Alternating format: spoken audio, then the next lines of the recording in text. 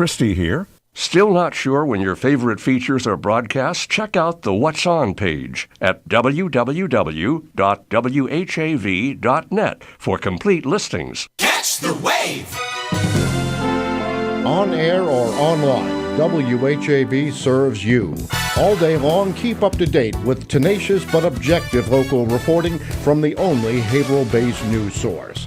Find out about civic and charitable events on Community Spotlight every quarter hour, and better prepare with WAVE weather heard every 30 minutes.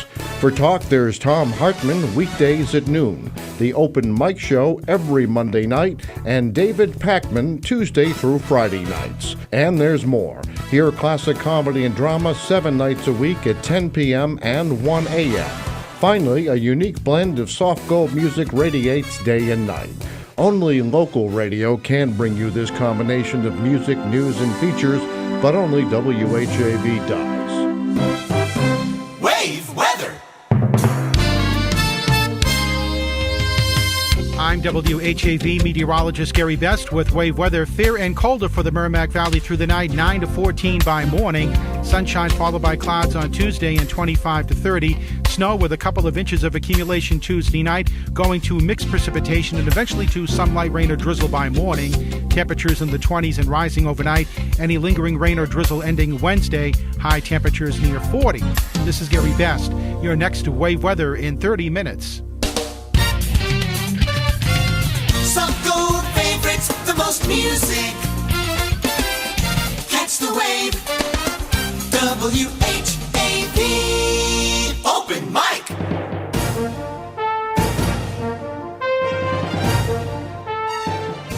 From the Edwin B. Johnson Newsroom, WHAV presents the Open Mic Show with Tim Coco. Make your voice heard. Call 978-374-1900. That's 978-374-1900. Or email tcoco@whav.net.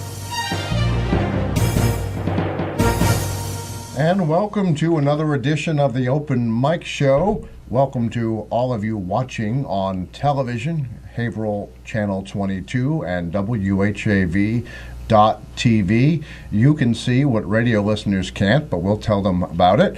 We have a co-host tonight, direct from WRAZ at Northern Essex Community College, is Brian Langlois.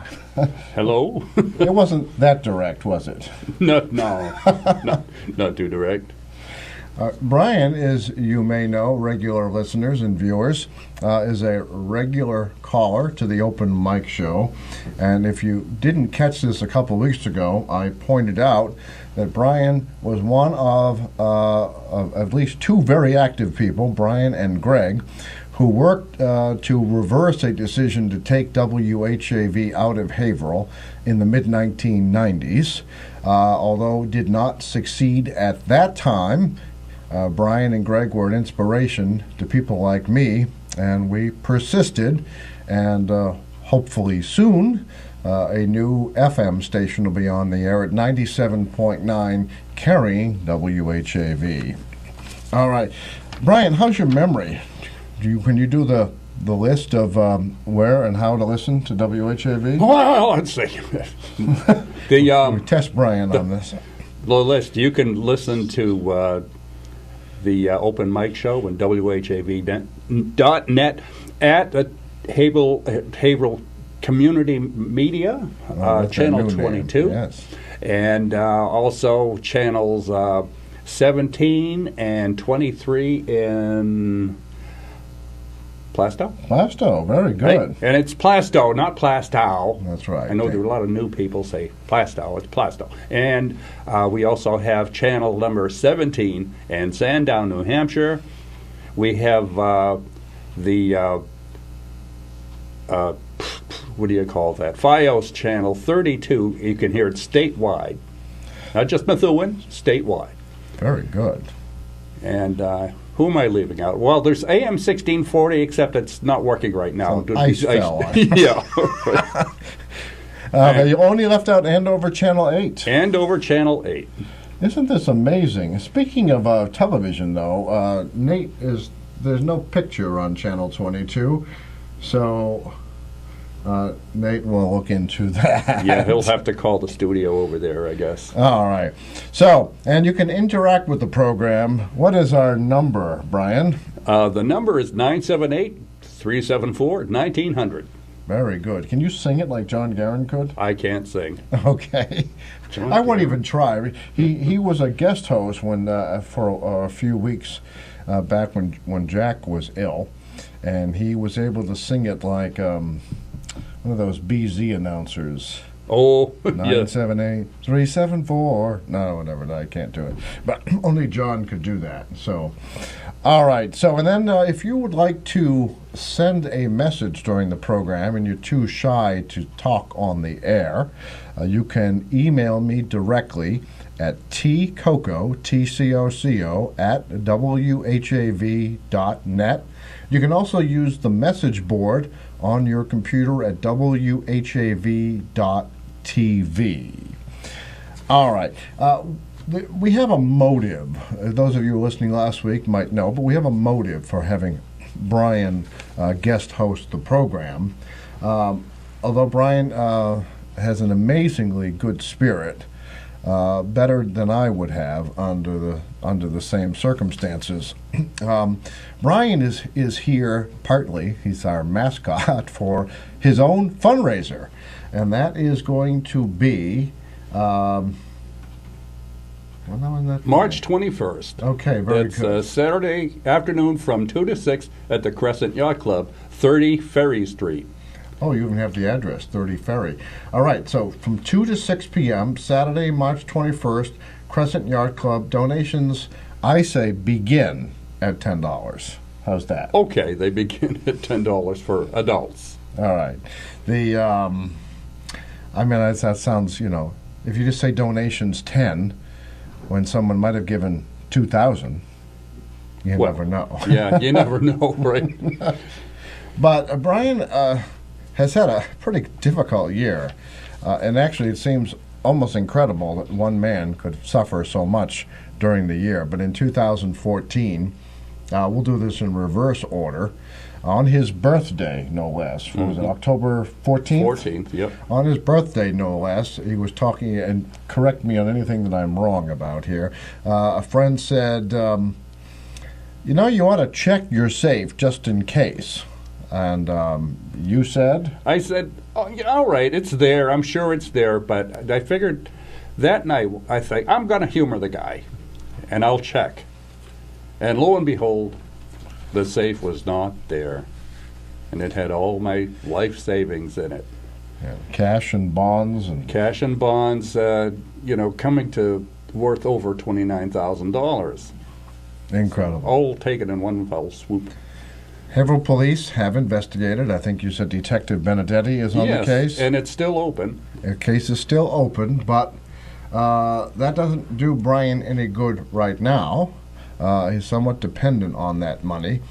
So a campaign is taking place it's the Brian Langlois Relief Fund. If you can't make it to the March 21st fundraiser, and we really hope you can, but if you can't make it to the March 21st fundraiser, you can make a donation to the Brian Langlois Relief Fund at Haverhill Bank. If you want to mail it in, 180 Merrimack Street, or Post Office Box 1656, I had to look at that, Haverhill, Mass. And or I believe you can stop at any branch and specify the Brian Langlois Relief Fund and make a contribution there. And there are plenty of branches. Now, like I said, we were doing this in reverse order. Well, prior to that, my wife passed away. 37 years you were together, is that Yeah, right? well, 37 years we were married, yes. 37 years you were married. Oh, it's a good point. How long were you together? 37.2? Well, like 38, okay. maybe a little more than that.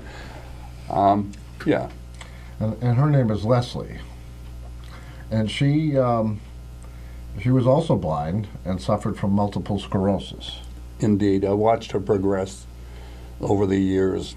Just got worse and worse. How did you meet Leslie? Basic training. Basic training? Yeah, she was, actually, I was in, learning skills, and she was, back then, and training for a particular job for the federal government. She was a federal job information specialist in the San Antonio, Texas area office. And so she finished her training and she went back to Texas, so I followed her there. So I lived in Texas for a while after living in Arkansas. And then, after that, she transferred to the Boston area office, raise and grade, raise and pay. That was fine. But she did not enjoy being a federal job information specialist so much as she wanted to continue and get her career. So she and I had an agreement. Now, she was going to complete her undergrad, plus she got her master's in social work from Boston University, and also obtained her license independent clinical social worker. And then, and that's hard work. It's hard work just watching her study, and she was a good student. And the agreement was, once she got her education and career all set, then I was going to go to school and do what I had to do. And I was pre-law, and after a while, it just got to be where I was needed at home because her diagnosis of MS came about in 2002, and I just watched her get progressively worse from there, and I needed to stay home, and I was laid off from the city of Haverhill anyway. And what were you doing for the city? I was, unofficially, I'll say ADA coordinator because I was the only staff person, to my knowledge, that had any knowledge of the Americans with Disabilities Act, and so I used to help out with that. Somebody else had the title, and what they do is they throw these titles at people, with whatever position you have, with the little windshield wiper and ADA coordinator after that. And so I helped with that, plus I helped the citizens of Haverhill and their families with disability-related matters. Could be advocacy, could be information and referral, could be just about anything. Where were you based, City Hall or a Citizen Center? Citizen Center. Citizen Center. So now, what years did you work for the city? From December '97 until I left briefly to work for the state, but I missed Haverhill so much I came back. Oh, okay. And then that was 2003, August of that year, that I was laid off. Oh, okay. So that's the beginning of so that was not Mayor Fiorentini. No. Actually, officially, it was when I first started the work. It was James A. Rorak. Okay. Who was also the one who told me that I could not be on the local commission on disability issues and hold a position, and so he pulled me off of that. So you couldn't serve on an advocating body while also doing work. Right, and they still have me listed as a commission member. All these years later? All these years later. You're still listed? I'm still listed, and I haven't been allowed to vote or anything like that, but the city insists that I'm still on the commission, but it's inaccurate. Now that commission is a city commission or it's state a city commission? Yep, okay. It's a city commission for people who are trying to better the lives and public participation of citizens with disabilities. So both you and your wife were in the military? No. No. What were you? You said basic training. Well, that was... a joke? No, it wasn't a joke. It was basic rehab training because, see, I lost my sight suddenly in 1975. It was just after the fall of Saigon. Oh, That's a coincidence. And so I just packed up and went down to learn these new skills. That must have been very difficult. You said you suddenly lost your sight. Yeah, it went pretty much all at once. If I ask any questions that I shouldn't ask, feel free to stop me. So was this... I can see me doing that on the air, too. What's Hey, that? Tim, you shouldn't ask that question. No. Yeah, well... Yeah. No, there are no questions. Actually, right now, Channel 22 can't see you on the air because it looks like they're fixing something. We see the mouse cursor there and so on. So they're working on it. And now you're back. All right, so... Don't stare into the tomato can, you said? Oh, Hooterville. You're a Green Acres fan? Yes, I am. Don't stare. Now, how many of you caught that? I bet Woody out there caught that. Don't stare into the tomato can. That was an episode of Green Acres. Yeah, so, well, we're of a certain age, I guess. Indeed we are. All right. Gilligan's Island did a silent film when all this crate stuff washed up there, if you remember that one. All right. So here we are. It's just before time for a break, but I'm going to just reiterate that. So tonight, Brian Langlois, and for those of you wondering how to spell that, Brian? It's Langlois, the way people correct me, and Langlois. All right. So And I do have family here, but I'm not related to Smitty's Tavern. Who else am I not related to? See, most of my relatives are older, and they have different last names because they're females, they got married. So that's actually the biggest challenge for me on Facebook, is that I'm at a great disadvantage. All of these, I guess we called them girls then, now they're women. All these women I went to high school with all have different names. And frankly, I don't want to lose too many friends, but they really don't look like they did 35, 40 years ago. So I often am at a disadvantage when they say, "Hey, Tim, remember me?" Yeah. Well, that's like being a teacher. My mother-in-law was a teacher for years, and then when she and Leslie would be out at a mall or something, they'd say, "Hi, Ms. Bond. You remember me, Ms. Bond?" And they'd be chit-chatting, and then Leslie would say, "Aren't you going to introduce me?" And then her mother would say, "Don't ever do that. Oh, I don't know who that is. I'm embarrassed." Oh, my goodness. Oh, my goodness. Yeah, I suppose it's a big challenge for teachers. So, in any event, all right, about a minute before break, let's reiterate this. We've kind of covered 2/3 of the more recent story, but Brian Langlois lost his life savings, cash and bonds. It was in a safe, but the safe itself is gone. He discovered this on his birthday, October 14th, and we're having and would like one of the organizers to be on, but she's a little shy, Lisa. But there's an event to benefit Brian, to help restore some of what he's lost. It's his only money. It's his life savings, and the event takes place from 2 to 6 p.m. Saturday, March 21st, 2 to 6 p.m. You got a 4-hour window there. You have to be able to make one of those times. 2 to 6 p.m. Saturday, March 21st at Crescent Yacht Club. And there will be raffles, and sorry to interrupt you, Tim. Oh, good. Raffles, and it's $10 per adult to get in, but then there are raffles and such like that. There's going to be live entertainment, and it should be a fun event. It's $10 to get in, but Brian will not turn you away if you offer $5,000. That's right. No, but really, it's a really good cause. You get to meet Brian, who is now a celebrity. He was a celebrity at WRAZ, but we'll explain that after the break. All right, let's go to Master Control. Nathan E. Webster III is standing by. You would be hearing his, and you might still be able to hear his NASCAR race recap if I can get to it during the 7 o'clock break. But we're going to go to Master Control. You're going to hear this hour, Mass Moments, this day in Massachusetts history. Then we'll be back with the famous WRAZ. Were you an announcer?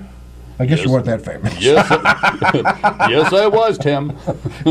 WRAZ, Razzmatazz, the radio station at one time at Northern Essex Community College. We'll be back with more after this. Open mic! Tim Coco and the Open Mic will be right back. Get in on the action. Call 978-374-1900 or email tcoco@whav.net. If you are enjoying this program, please consider making a donation right now. Your donations to not-for-profit WHAV help keep these vital community services on the air. Donate online at www.whav.net. Those Boston stations don't always understand weather in the Merrimack Valley. Stay informed with WAV weather every 30 minutes, 24 hours a day on Soft Gold, WHAV. Catch the wave. Hi, I'm meteorologist Gary Best. Do you need to know if it's going to be hot or cold, wet or dry? Well, find out every half hour, 7 days a week with WAVE weather. I'll keep you in touch with up-to-the-minute reports covering the greater Merrimack Valley and beyond. It's WHAV for accurate weather when you want it. Today is March 2nd. On this day in 1829, the New England Asylum for the Blind was incorporated in Boston. Begun with 6 students, the institution had 10 times that number within 6 years. For the first time, deaf and deaf-blind American children could attend a school that would teach them reading, writing, and mathematics. Students were taught to use their sense of touch to compensate for their lack of sight. Renamed the Perkins Institute for the Blind in honor of an early benefactor, the school grew steadily through the 19th century until it became the world-renowned institution it is today. The school's most famous graduate is Helen Keller, who arrived there with her teacher, Annie Sullivan, in 1888. For more about the Perkins School, go online to massmoments.org. This Massachusetts Moment has been brought to you by the Massachusetts Foundation for the Humanities.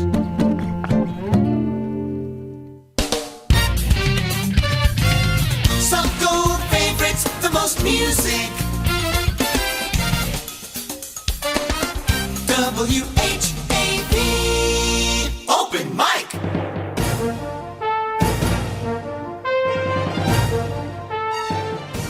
From the Edwin B. Johnson Newsroom, WHAV presents the Open Mic Show with Tim Coco. Make your voice heard.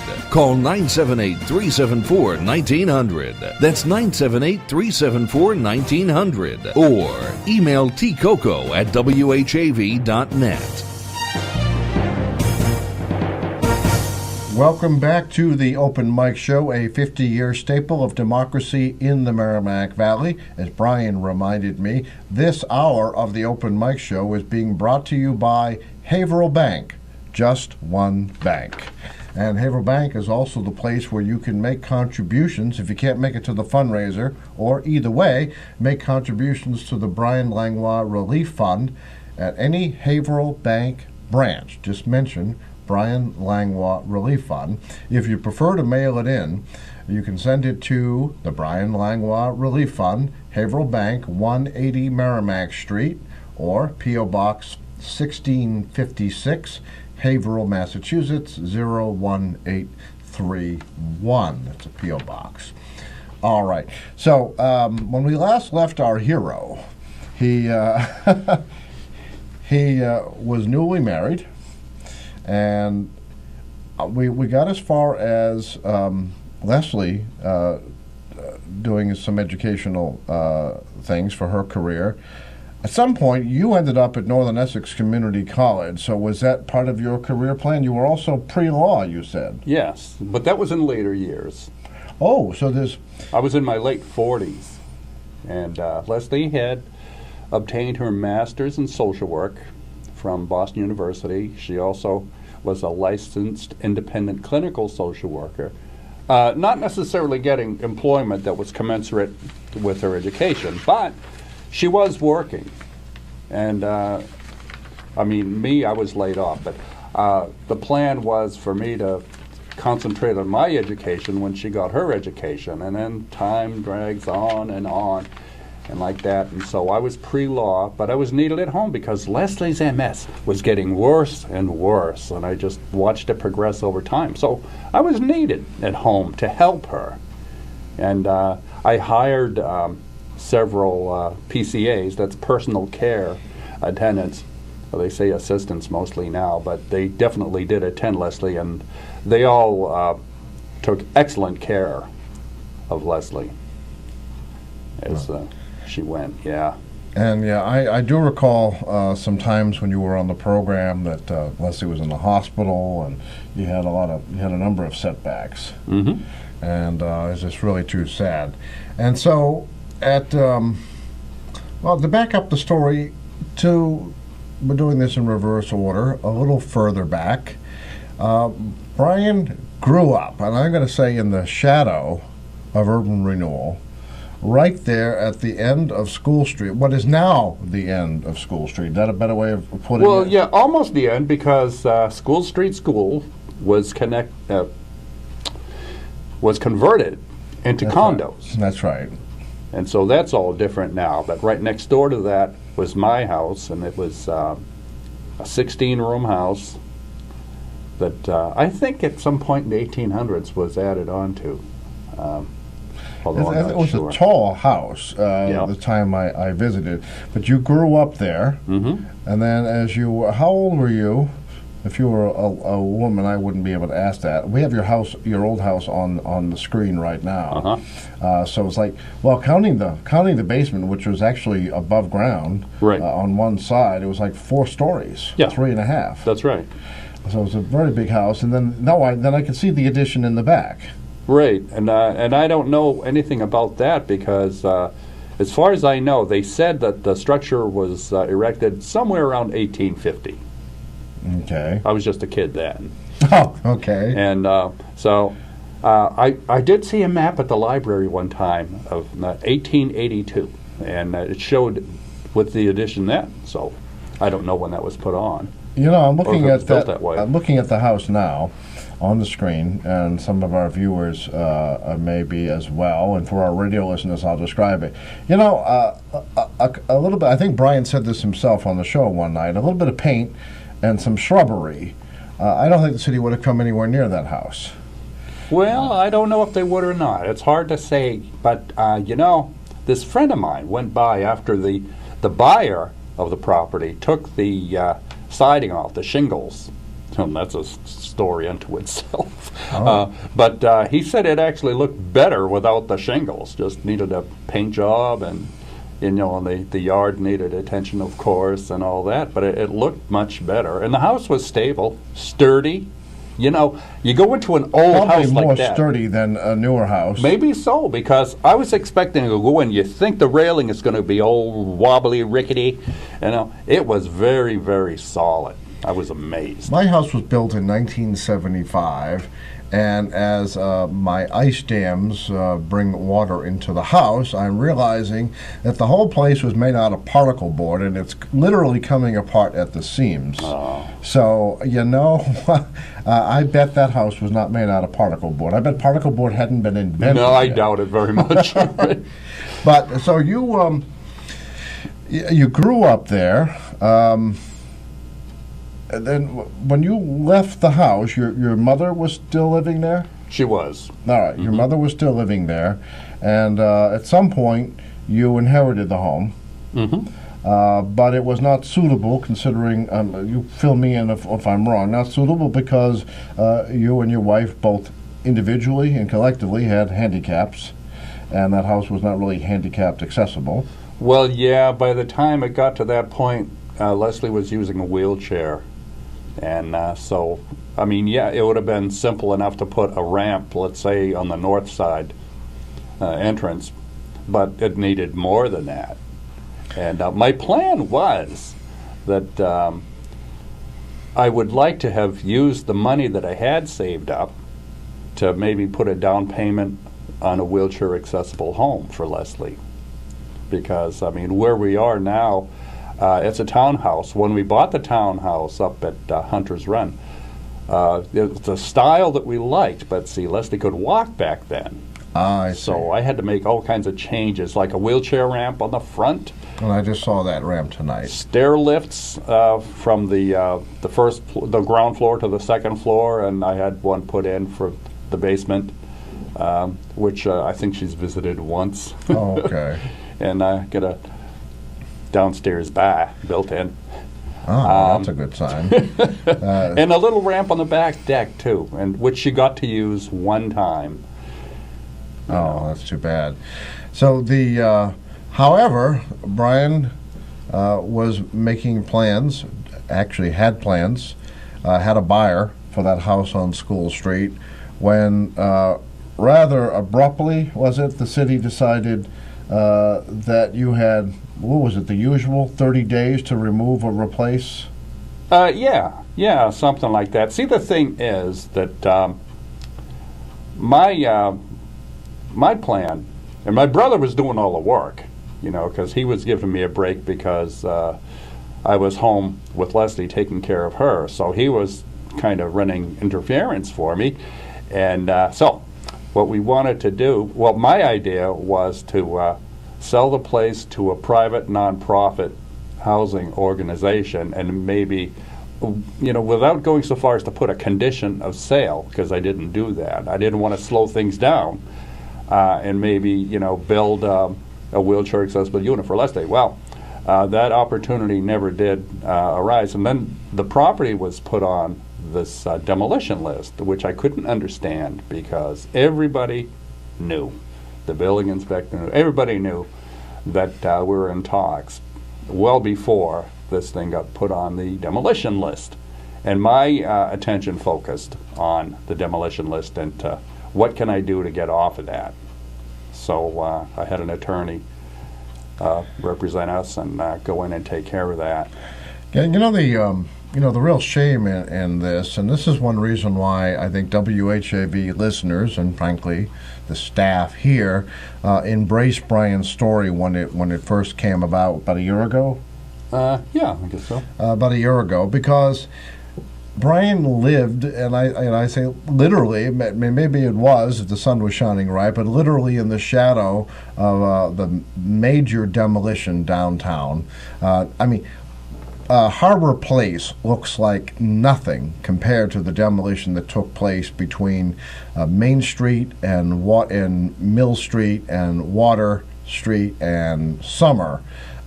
Massive, complete demolition. I think there were something like 276 families displaced, and not to mention all the stores like Sears and all the little stores on these streets. And streets were literally taken off the map. And I think Dave is one of the persons who calls about Carlton Court. Yep, I remember that. And so on. So all these streets just disappeared.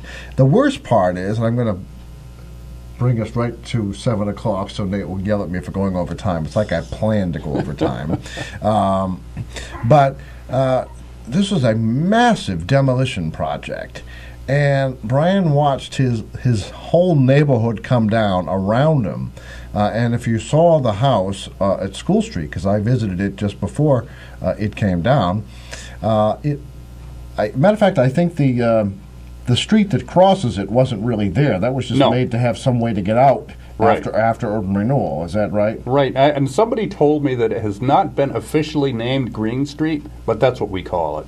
They just wrapped Green Street around. Yeah. But it was never official. That's why I don't think Winter Street is official at Summer. I still think it's Crescent Place. Well, it still is as far as I know. Yeah, so that's a good point. But anyway, this was a meaningful story because Brian watched his neighborhood come down. His house was, okay, it needed some paint, but it became this political instrument so that officials downtown apparently, and this is an opinion show, this is not a news program, so I'm going to put my disclaimer out there when I say this. This reminded me of things I saw in the 1980s when the neighbors say you've got to do something, so they go down and crack down not on the slumlords like the one who held on to the Woolworth building for 40 years. That building stood for 40 years being boarded up and abandoned, but somehow it wasn't ordered demolished. But Brian, one man, disabled, taking care of his wife who's disabled, and doing the best he can, finds a buyer to be a good, responsible citizen, and the city comes in, like Marshal Matt Dillon, and wants to take it down. And it distracted, Brian corrected me on this earlier, but it distracted him enough that he was trying to sell the property, but became very distracted in getting it off the demolition list, that the sale fell through. Is that correct? Yeah, it was correct. I mean, it was taking too long for that buyer, who I would have loved to have sold the place to, because, they had quite the mission statement, for placing families. And that would have been great, but, it was taking too long. And those of you watching on WHAV.tv, there's the building that you saw earlier, now lying on its side. Yeah, I flipped it. No, I didn't really flip it. Yeah, but there's no question. I mean, yes, the property had to be dealt with, whether that was demolition or what, because there was more wrong with it, like, leaks and this and that, and that's fine. I know lots of people have leaks, even in the newer homes, but to put it on the demolition list when the city officials did know that we're in active talks with the buyer, and it was just a question of a very short time before we could have completed the whole sale, had the P&S agreement and all that stuff. But so you think this was just grandstanding for politics? I guess. I don't know anything about politics. I watch the city council meeting every Tuesday night, but well, maybe one of the councilors wants to call and give their side of the story. But in any event, we've got to go to news. I'm now 3 minutes late. I'm surprised Nate hasn't broken the glass. But we're going to go to news with who's the newscaster after Dana? Rebecca Foster from Efson. I'm not saying it correctly, and neither is she. So Rebecca Foster, we have local news with news director Dana Esmel. We have national news with apparently Rebecca Foster. And we have local weather with local meteorologists with the WHAV weather team. And then I am going to take advantage of this break to fish out Nate Webster's NASCAR recap, and I think that would play at 1:15. Is that right, Nate? Okay. So we have a lot on the plate, but I also want to tell you that we'll be taking April birthdays. This is the first week of the new birthday month, taking April birthdays and anniversaries, so have your finger on your dial. Now, it's funny, I bet younger people don't know what a dial is. So your push button, your keypad, whatever you want to call it, 978-374-1900. We'll be back with more of the Open Mic Show after that. Open mic! Tim Coco and the Open Mic will be right back. Get in on the action. Call 978-374-1900 or email tcoco@whav.net. If you are enjoying this program, please consider making a donation right now. Your donations to not-for-profit WHAV help keep these vital community services on the air. Donate online at www.whav.net. It's 7:05. WHAV Merrimack Valley. WHAV is a not-for-profit service of Public Media of New England, Incorporated. It's heard on 1640 AM, the web, at whav.net, and participating cable television stations.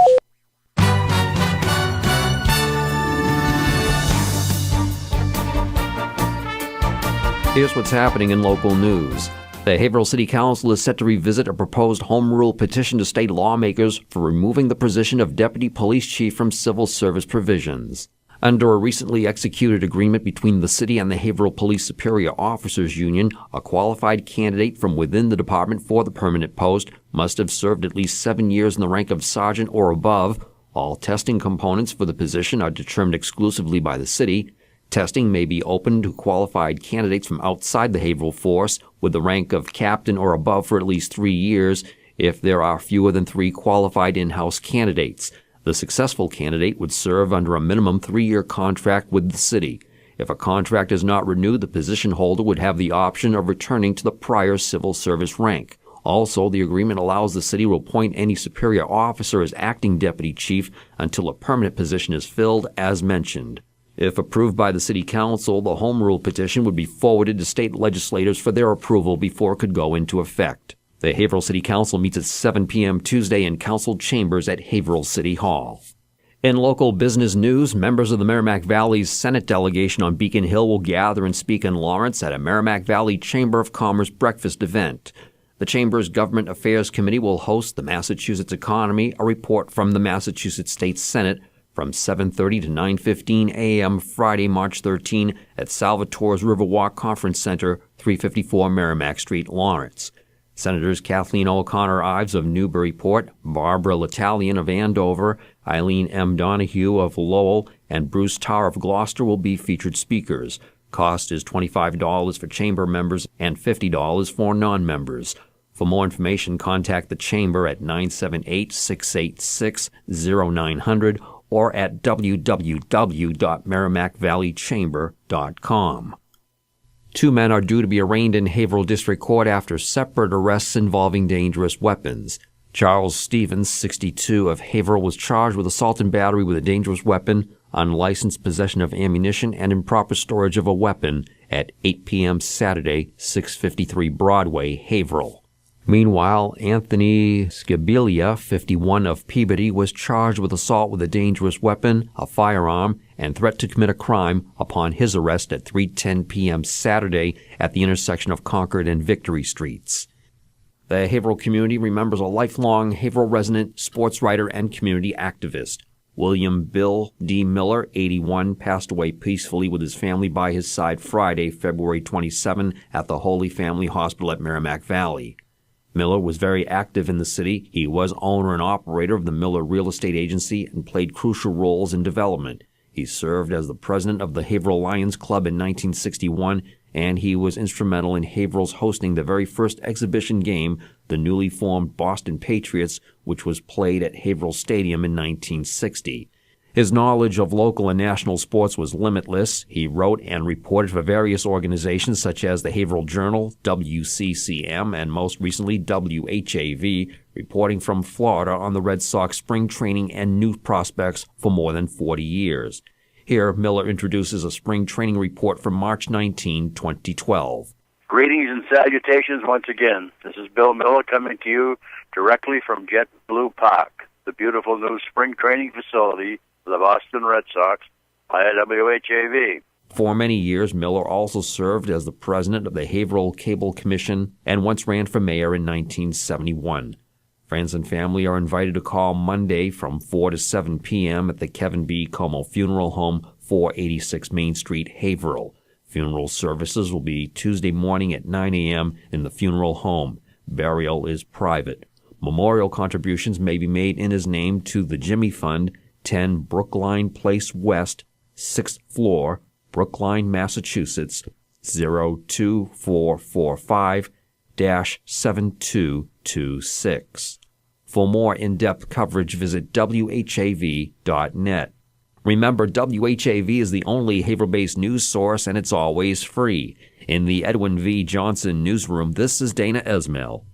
From Feature Story News in Washington, I'm Rebecca Foster.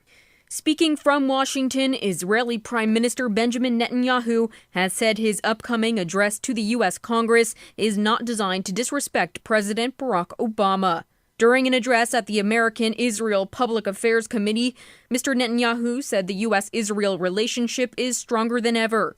Republican House Speaker John Boehner directly invited Mr. Netanyahu to address the legislature about nuclear negotiations with Iran without consulting President Obama, a highly unusual move that some viewed as a discourtesy to the president. The Israeli prime minister, like many congressional Republicans, is an outspoken critic of the Obama administration's Iran strategy and advocates increasing sanctions on Iran. Though his upcoming speech has sparked controversy, Mr. Netanyahu downplayed tensions with the U.S. Reports of the demise of the Israeli-U.S. relations is not only premature, they're just wrong. Our alliance is stronger than ever. It's going to get even stronger in the coming years. The White House has condemned the brutal murder of Russian opposition politician Boris Nemtsov. White House spokesman Josh Earnest called on the Kremlin to conduct a prompt, impartial, and transparent investigation into his death to bring justice to his killer. Mr. Earnest expressed the Obama administration's condolences on the loss of Mr. Nemtsov. Mr. Nemtsov was a tireless advocate for his country, an opponent of corruption, and an advocate for human rights and greater transparency. We offer our sincere condolences to Mr. Nemtsov's family and to the Russian people, who have lost one of the most dedicated and eloquent defenders of their rights. Meanwhile, Russia's Foreign Minister Sergei Lavrov and U.S. Secretary of State John Kerry have met in Geneva, Switzerland, for the first time since Mr. Kerry directly expressed his opinion that Russia is lying about its involvement in the war in Ukraine. Investigations are underway in the United States into another controversial police shooting of an apparently unarmed black civilian. Amateur video shows a homeless man allegedly being tasered and then shot to death by police in the Skid Row district of Los Angeles. As John Clark reports, the case is being compared to other deadly incidents in recent months. Witnesses said the homeless man, known as Africa, was involved in a fight with another man in his tent. Police dragged him out, and after a scuffle with half a dozen officers, several shots rang out. The man was later declared dead. Skid Row is an infamous area for LA's large homeless population. An angry crowd gathered after the shooting, with witnesses saying the dead man was not armed. Police, however, say there was a struggle for an officer's gun, and this led to the shooting. John Clark, Washington. From bureaus worldwide, this is FSN. WAVE weather. I'm WHAV meteorologist Gary Best with WAVE weather. Fair and colder for the Merrimack Valley through the night, 9 to 14 by morning. Sunshine followed by clouds on Tuesday and 25 to 30. Snow with a couple of inches of accumulation Tuesday night, going to mixed precipitation and eventually to some light rain or drizzle by morning. Temperatures in the 20s and rising overnight. Any lingering rain or drizzle ending Wednesday. High temperatures near 40. This is Gary Best. You're next to WAVE weather in 30 minutes. This is Phil Christie. Would you like to hear the wave on your stereo, or even better, anywhere in your home? Check out the tips for better sound at www.whav.net.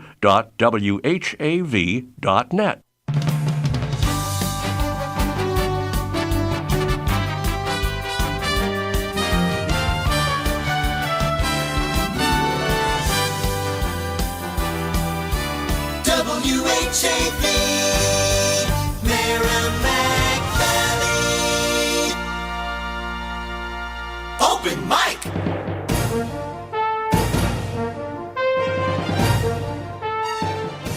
From the Edwin V. Johnson Newsroom, WHAV presents the Open Mic Show with Tim Coco. Make your voice heard. Call 978-374-1900. That's 978-374-1900. Or email tcoco@whav.net. Welcome back to the Open Mic Show. This hour of the Open Mic Show is being brought to you by Haverhill Bank. Just one bank. And of course, that provides us with the great segue.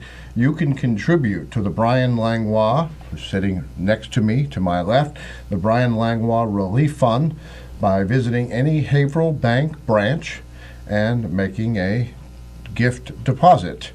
And we've been talking about Brian's life story, and we've just barely dented it because I'm waiting for all the WRAZ radio stories from Northern Essex. But before we do that, a couple of program notes. As most of you, I hope, are aware, Bill Miller, who about this time of year would be coming to pick up his press credentials and getting ready for Red Sox spring training.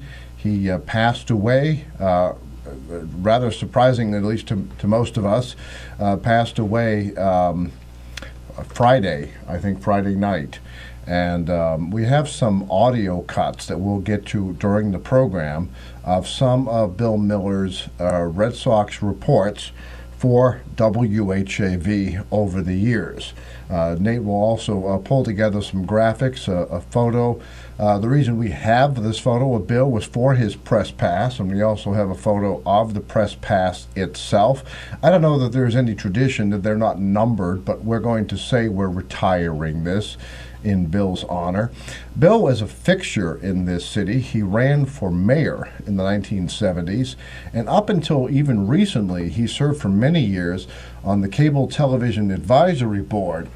And back when residents could actually get something done about poor cable service, and this is before the federal government said municipalities and states no longer have any control, it's strictly a federal issue.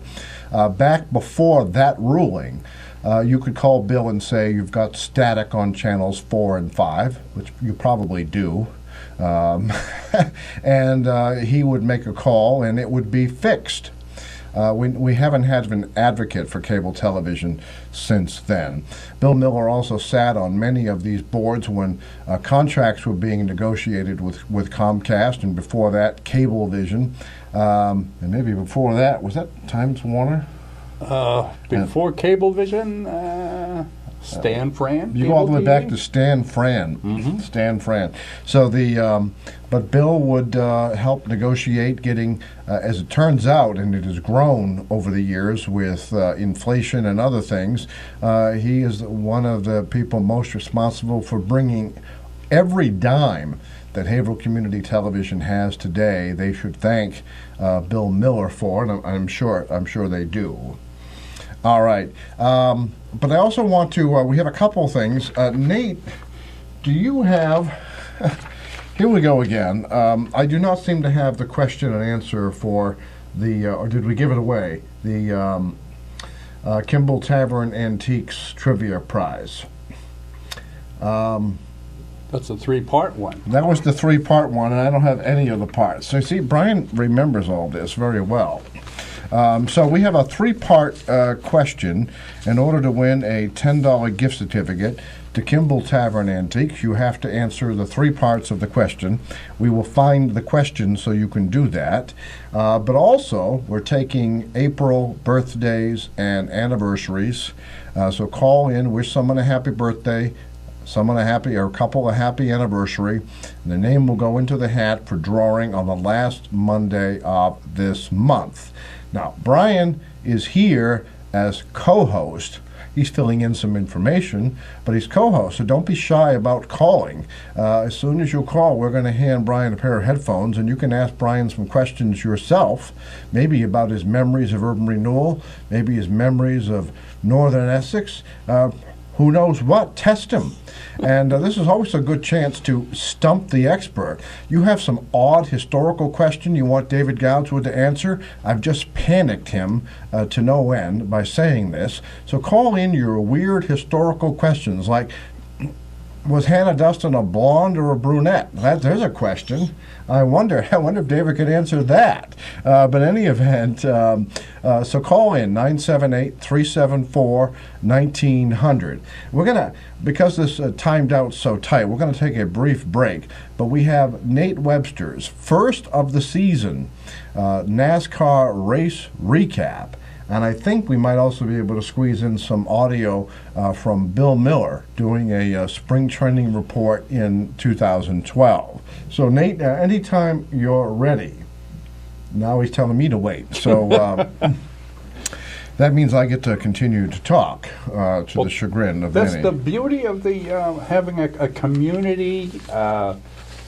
What do we call it? The 50-year staple of democracy in the city of Haverhill. Because, you know, this is unique. I haven't heard of this kind of a setup in other towns, and I think we're really lucky to have it, and I would urge people to support the expansion into the FM band. Well, thank you very much. We do. Now Nate is ready. This is when I'm ready to talk. See, this is how it works. Nate times it so he can cut me off. All right, well, that's fine. All right, we're going to take a brief break where we get Nate Webster's NASCAR recap and all the other things I already mentioned. We'll be right back. Open mic! Tim Coco and the Open Mic will be right back. Get in on the action. Call 978-374-1900 or email tcoco@whav.net. If you are enjoying this program, please consider making a donation right now. Your donations to not-for-profit WHAV help keep these vital community services on the air. Donate online at www.whav.net. This spot could have been yours. Support WHAV's local approach with your underwriting. Go to WHAV.net and click on Support to reach thousands of new customers. Community Spotlight is brought to you by Haverhill Bank. Haverhill Bank is a generous supporter of the area's civic and cultural programs. That's all it takes is just one bank. Haverhill Bank.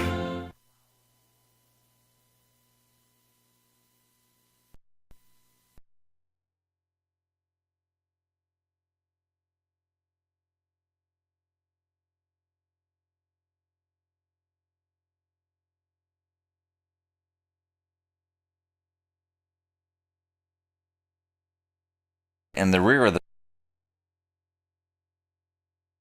put holes in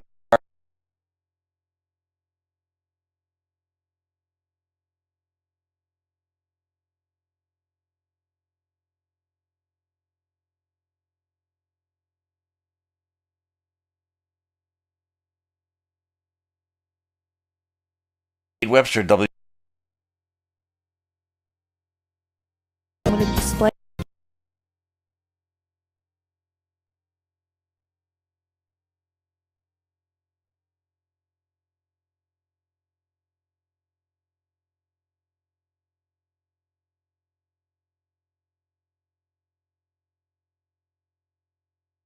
Or 1900.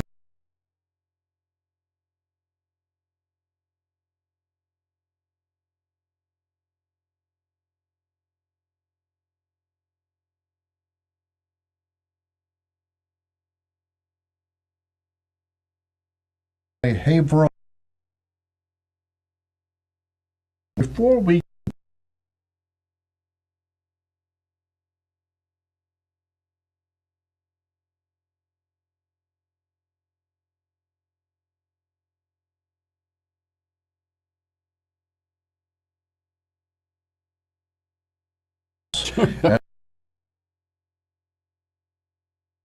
the internet press and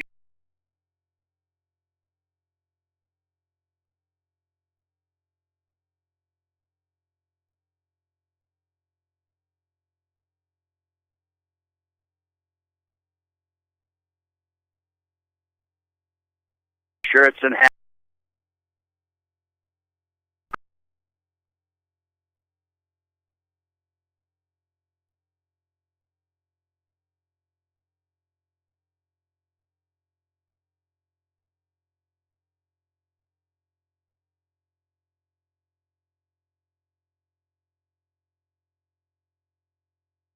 To battle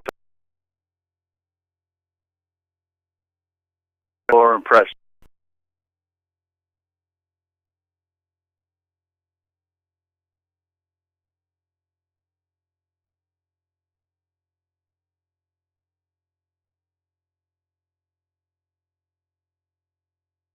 A hand to you today is a former Red Sox player. In fact, he actually played for 12 Major League Baseball teams during his 19-year Major League career. His name is Matt Stairs, and he's also known for holding the record for the most pinch hits by a Major League player, 23 home runs. Nobody else has come close. Stairs will join guys like Peter Gammons, Jim Rice, and Dennis Eckersley doing his pre- and post-commentary during the season. I would like to be able to tell the gang at Mark's Deli how anxious I am to rejoin them, but unfortunately my time is up. Well, that's it for now. Until the next time, this is Bill Miller reporting directly from JetBlue Park for WHAV. And that was Bill Miller. Some of you may have gone to his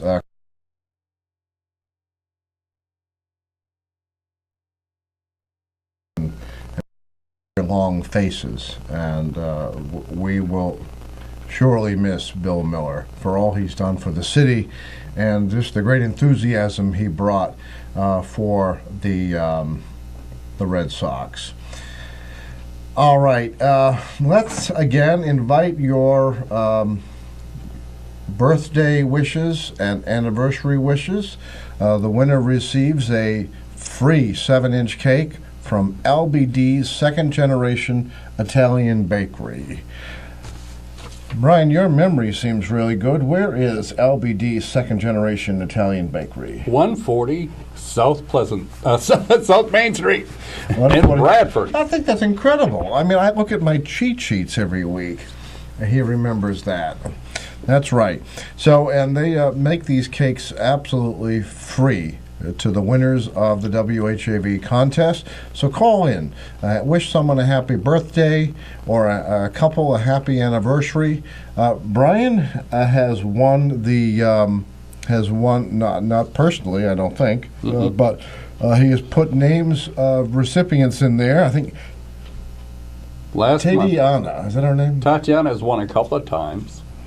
So, and I told her I was going to be on tonight, but I haven't heard back from her. And Frank won last month. All right, so you see the odds are pretty good. As Jack Bevilacqua used to host this show said, your odds are so much better than playing the mega box. Matter of fact, someone made a comment to me when the prize was really high last month. They said, I have the exact same odds of winning, and I haven't bought a ticket. So that's an interesting point. Yeah, if you're listening to WHAV and you're having some problems wondering where the picture is, that's called radio. And we're going to stick with that story until we figure out where the problem resides, whether it's at HCTV or on our end. Perhaps David Goswood is watching on WHAV.tv and can let us know. I want to know if he likes my tie. Yes, David. You now have an invitation to evaluate our ties. Okay. TV was black. What? Justin TV was showing black. That's why they cut it off. All right. Well, that's kind of what I'm seeing as well. What Back if in a minute. there? You're fixing it now. This is when Nate talks to me during the show, and I try to tell the listener something. All right. So I can see Bill Miller's press pass on the screen now. So that seems like it's working. It might have been our upstream provider, Ustream. Believe it or not, we had better, more reliable service when we had a free video provider. Now that we pay $100 a month for 4 open mic shows, we have a less reliable provider. I wonder how that works. So that's the only time we use it. We'd actually pay a lot more if it were on all the time. But of course, our audio streams are at WHAV.net. All right, I'm so terribly distracted now. Did we ever find the 3-part question for Kimball Tavern Antiques? You don't have it over there somewhere? All right, so Nick's going to look into that. We apologize to the Brothers Wood, as I call them, see if we can't find their trivia question. You know, I share this desk with the newsroom. Maybe Dana had taken some important story down on the back side of this, and now it's not available. Might have to put those in a safe, but we know that even that's not safe, is it? That's right. Talk about your segues, huh? Yes. When somebody can walk off with a safe, well, you know, it wasn't the most elaborate kind of safe. It was one of the, what I call a briefcase safe, because you could just pick it up with a handle and walk off with it, which somebody did. And black in color, I believe. And yeah, I bought it at Walmart for about $20, I think. Oh, really? The receipt is in the thing, you know. The receipt's in the safe? It's in the safe. Well, okay, yeah, folks, that's one of the reasons Brian is here today. We wanted you to meet Brian. He's a great guy. I believe it or not, you know, it's hard to admit this, did not actually meet Brian in person until this very night. But I feel like I've known him for years. He's a regular caller to the open mic show and amazingly puts on a good face despite all of the horrible things that have happened to him in the last year. And what we're asking you to do is to support Brian by going to a fundraiser in his honor. It is going to be, what are we calling the fundraiser, Brian? We're calling it the Brian Langlois fundraiser. Okay, the Brian. Okay, and even creatively named, Brian Langlois fundraiser from 2 to 6 p.m. Saturday, March 21st at Crescent Yacht Club. I'm saying donations begin at 10. Brian is saying bring $10. So I was telling people it was free before the organizer, Lisa, said no, that's $10 per adult. So I'm assuming cash bar. Yeah. But there is entertainment. I think There's I saw live entertainment. Live entertainment. Actually, tell us about the live entertainment. I think I saw a post today on Facebook from Lisa, who's the real organizer, but too shy to be on the air, apparently. Well, Lisa told me about it because I'm really not familiar with this particular band, but they did offer to provide live entertainment, as did another gentleman who offered live entertainment. His name is John Schiavone, and he might be kind of busy, but they lost a member of the family. And so, maybe he's just kind of tied up with family things at this point. Actually, I do recall seeing that last name in an obit, so maybe. Mm-hmm. But in any event, Nate is trying to tell me something else, but I have no idea what it means. Well, just let me remind people that we have open lines tonight on the Open Mic Show. And, if you have a comment about anything, and even if you want to ask me about some blindness-related things, that's okay, too. Because you don't have to call up and promise to pledge money or you're going to send this and send that. I mean, feel free. And feel free to support WHAV.net. But in the meantime, just give us a call. We'd like to talk to you, especially our regular callers. And, you don't have to be regular. Just give us a call.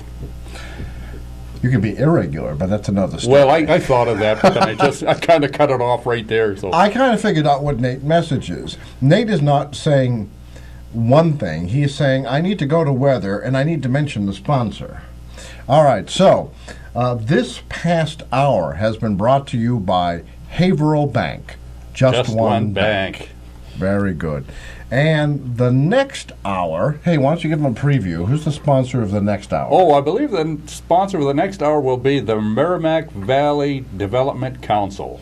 That's right, Merrimack Valley Economic Development Council. Economic Development Council. And what do you know? Remember their slogan? Smart companies choose the Merrimack Valley. That's it. Smart companies choose the Merrimack Valley.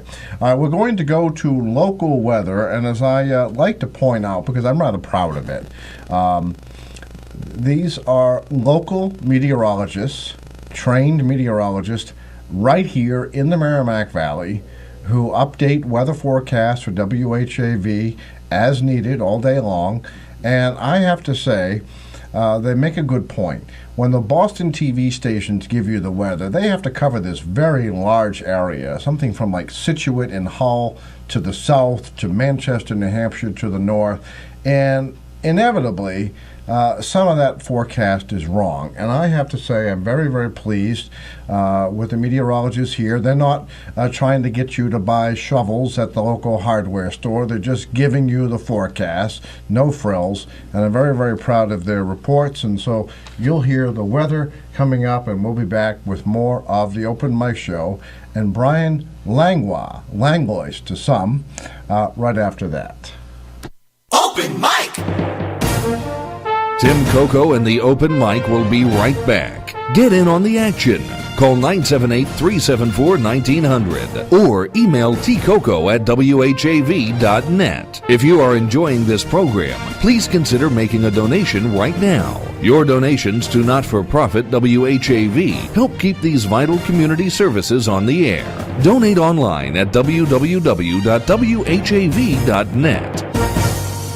It's 7:39. Are you listening to WHAV on cable television? If so, join WHAV in thanking the board, staff, and members of your local public access channel. I'm Nate Webster with your race recap for Monday, March 2nd. Jimmy Johnson took the 48 Lowe's Chevrolet to victory lane this weekend at Atlanta Motor Speedway. He picks up his 71st career win. Johnson bounced back from a bad pit stop at lap 60 when he ends up crooked in his pit stall behind the 19 car and has to back up, losing 16 spots. Johnson started 37th after failing to post qualifying times, along along with several other championship drivers who all started 30th or worse in the race. Bad luck for Jimmy's teammate Jeff Gordon. Gordon is involved in a 4-car wreck when Denny Hamlin gets loose and spins around hitting the inside wall, taking out Clint Boyer, Jamie McMurray, and Gordon. He hits the only part of the outside wall that was not protected by the safer barriers. Tracks are scrambling to install more of these soft walls, but are not getting them completed in time. A big wreck with 20 laps to go takes out 8 and forces a red flag. It all started when Greg Biffle made contact with Nemechek that set off the chain reaction wreck. Several other cautions on the day, including 3 for debris, 2 blown engines for Cole Witt and Landon Castle. This is Castle's second one in 2 weeks, and the season just started. Nate Webster, WHAV Sports. Open mic! Every Monday night, the Open Mic Show brings interesting guests into your homes, presents your take on current events, and dabbles in little-known local history. I'm Tim Coco, your host, inviting you to join the chorus of community voices beginning at 6:30 Monday nights right here on WHAV. You may also watch this 50-year staple of democracy live at WHAV.tv and Haverhill Community Television, Channel 22. The Open Mic Show was brought to you by Northern Essex Community College, the Merrimack Valley Economic Development Council, and WHAV members. Remember, only local radio can bring you this talk opportunity, but only WHAV does. Wave weather! I'm WHAV meteorologist Gary Best with wave weather. Fair and colder for the Merrimack Valley through the night, 9 to 14 by morning. Sunshine followed by clouds on Tuesday and 25 to 30. Snow with a couple of inches of accumulation Tuesday night, going to mixed precipitation and eventually to some light rain or drizzle by morning. Temperatures in the 20s and rising overnight. Any lingering rain or drizzle ending Wednesday. High temperatures near 40. This is Gary Best. You're next to wave weather in 30 minutes.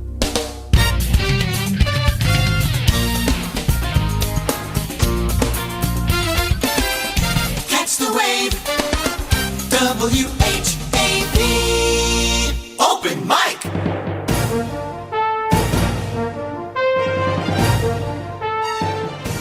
From the Edwin V. Johnson Newsroom, WHAV presents the Open Mic Show with Tim Coco. Make your voice heard. Call 978-374-1900. That's 978-374-1900. Or email tcoco at whav.net.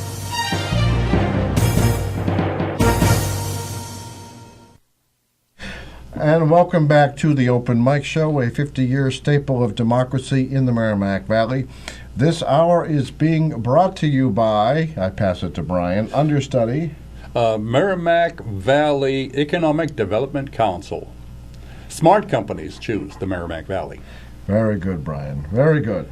All right, Brian is here. Those of you who are trying to watch the program on either WHAV.tv or Haverhill Community Television, the problem is not in your set. Not that you thought that it was. If we could have fooled you into thinking that, we would have tried that. The problem is not in your set, and the problem is not Haverhill Community Television. This provider, and I frankly think it's expensive because we used to pay nothing. We now pay $100 a month for 8 hours of programs, which we haven't even been able to use with the weather lately.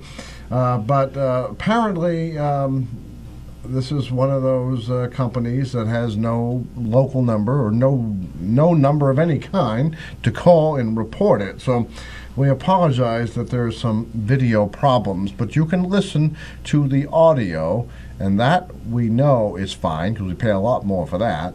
That's WHAV.net on your computer or smartphone.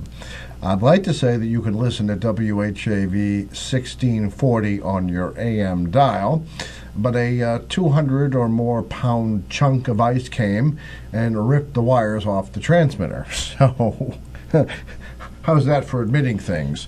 But the good news is that 97.9 FM WHAV has been permitted by the Federal Communications Commission, and we might actually have been able to walk one of our selected tower sites if it were not 6 feet under snow. So we'll hopefully make some progress and maybe, and really has to happen, that we have construction this summer. So please stand by for that. All right.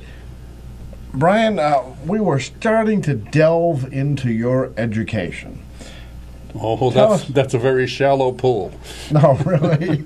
Well, so you did you start at Northern Essex? Did you go someplace else first? No, I went to Northern Essex. Now, what years were those? Oh, let's see, 1972, 73. You know, but even before then, though, I was also part-time student at Berklee College of Music. Oh, are you a musician? Boston Back Bay. Well, I was. I mean, you play an instrument? I played keyboards and I played saxophone. Saxophone. I played clarinet until they threw me out of the high school band. Well, that's a hard one. Was Ed Flanagan still there back then? Or? I'm trying to remember. He was the teacher, you know, when I was there, taking theory and stuff like Flanagan? that. Ed Flanagan? The one who later became principal. Assistant principal? Yeah. He was a music teacher? Yes. It seems to me, I don't know if he still lives there on Mill Street. No, I don't think so. I think he's up in New Hampshire someplace. Ah, they all run away. I didn't know that. So, saxophone, though, but isn't that the kind of the same layout as a clarinet as far as the keys? Well, I don't know about the keys or the clarinet, but I know it's an easier instrument to kind of master, and all that. And Leslie and I used to play all the time. Well, I call her the musician who used to carry me, because, you know, she and I used to perform and like that. But then she went on more with it later on, and then it got to be just fun for her because she was musically gifted. She played the piano, she sang, and she and her next door neighbor co-founded the Inspirational Singers, and that was a group of seniors who used to go around to nursing homes and places like that. Really? And sing to the seniors. They loved it. They loved it, and they'd get up and they'd sing along with them and everything, and that was great. Did you sing with them too? No. No. Did you play the... No, I wasn't involved with that. I was at work, but all right. But she did that and had a great time. Made a lot of friends, and and it's been many years. So then, so you were going to Berklee, but then you went to Northern Essex Community College. What were you studying at Northern Essex? Business. Business. Now, is this the new buildings were up, or some of them? Some of them. Some of them. Some of them. Now, when I was at Northern Essex, originally the radio station, WRAZ, was located in a little closet in the gym building, or what they would call Building D. I didn't a letter gym building. No, it does. But I think I know that closet because we, during my period there, we were putting back what was taken away between our two outlets. It had a little closet with a ladder in it that went up to the roof. Maybe that sounds familiar because I was telling Brian before the program that poor Norm Landry, he was the dean of students, Norm Landry, we had discovered, this was during that, and we'll call it enlightened period of time when students had rights. I think they've taken them away, and maybe for good reason. But this is back when students were empowered to make their voices known. And so we would just file one grievance after another to get the maintenance department to do all of our wiring and put up our speakers. We really abused that process to get, but we got the campus pretty much wired for sound, as cliched as that might be. And but when you were there, so it was in the gym, and then it went to the new student center. The student center was new then? That was new. It was under construction when I started there. All right, now today, what is that called? Well, there's another building now, the Technology the Tech Center. Center, that's right. Yeah. But the, I believe it's, if I'm going to screw up the name, Orania Baracus Building, I Student couldn't Center. say. But the Student Center, of course, this is back during that time when everything was made out of concrete. The buildings, I have to say this, they're not the worst of the brutal form of architecture, and I don't mean that as a nasty term, although I could. Brutal is a form of architecture that brought us such wonderful buildings like Boston City Hall. And the Student Center, if I recall, I mean, I think you could take a hammer to most of it and not do any damage. Yeah. It was pretty much concrete wall to wall. Yeah. They at least had some bricks to break it up, pardon the term. Yeah. Yeah. And then I remember the student lounge had like a carpeted lounge where the students would hang out. There was a speaker in there with the radio broadcast, and then they decided that they were going to put offices in there, and the students got mad. And so they just waited for the semester break and did it anyway. So I kind of remember that we did refer to a section as the carpeted lounge. Yep. Isn't that interesting? You know, so we had no imagination. There was the carpeted lounge as opposed to the concrete lounge, I guess. And if you went upstairs, it's actually a nice view up there where the dining room is. Oh, yeah. And what they've managed to do to the current students, so it wasn't just happening to your generation and mine, which was only a couple of years apart, but there's no longer a cafeteria up there. No, I didn't know that. They changed all of that into offices, and they're now doing this, someone can correct me if I'm wrong in the term, but the decentralized food service. So in this, what we knew as the C building, is now the Spurk building. Just as you come in the main entrance, to your right, the classroom on your right is now a little food area. Oh. And so they've done this decentralized thing so they can build more administrative space in the student center, which I guess shouldn't be called that anymore. It's not really the student center anymore, right? I don't know if were you involved at all with the okay, Nate has given me the phone number. Are you asking me to call, or have you called them? You're going to call them. Do you want the phone? I'm not sure I always understand what Nate does. Apparently, we have the silver plan with our television provider, and 6 p.m. Pacific. So we still have time. Yeah. We still have time. So Nate is going to call them. But what, are you waiting for me to take a break? Yeah. Oh. 8 o'clock, yeah. I just want to give you the number so you can have it for your records. Oh, but you have a copy for yourself? I will make a copy. All right, but are we going to take a break for a movie review? We should, yes. Why don't we take a break for a movie review? I cannot recall right now which movie, but last week was American Sniper. I guess that doesn't help. So, folks, why don't you listen to this movie review that I cannot give you a review of the review. So we'll be back with more of the Open Mic Show. My special guest host this evening, Brian Langlois, formerly known as Brian Langlois. And, or what I call myself a townie. So, a townie, no less. And we still haven't gotten too detailed into his bloopers on WRAZ and the great saxophone killing, I think. That about sums it up. Aren't we nice to our guests? I feel like I'd have known Brian all my life for some reason. All right, Nate, let's take it away to a movie review. We'll be back with more of the Open Mic Show in just a minute. Open Mic! Tim Coco and the Open Mic will be right back. Get in on the action.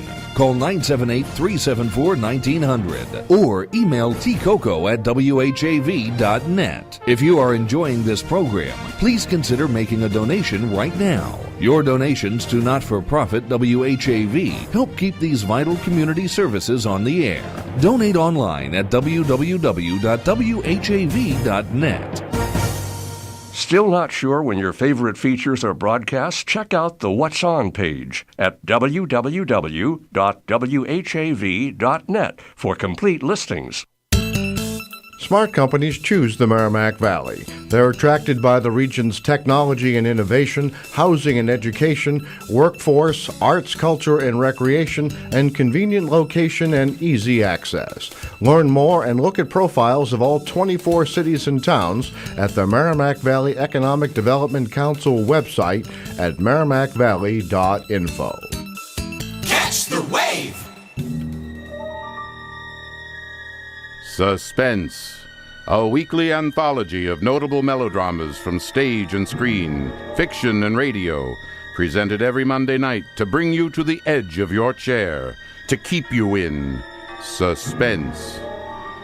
Listen to the new Suspense with a company of Hollywood actors and surprising guest stars, Monday nights at 10, with encore performances at 1 a.m., right here on WHAV.